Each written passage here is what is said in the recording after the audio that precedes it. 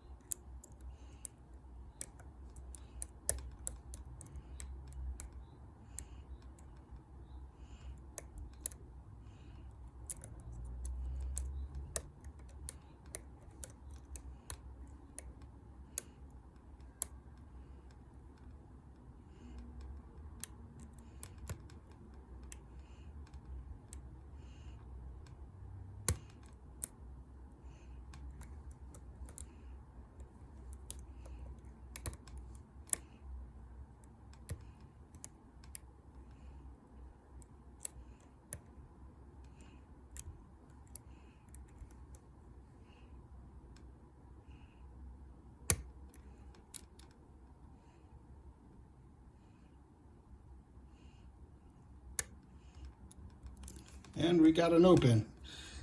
All right. So, CS, thanks a lot. Fun lock to open, and I appreciate it. Thank you very much.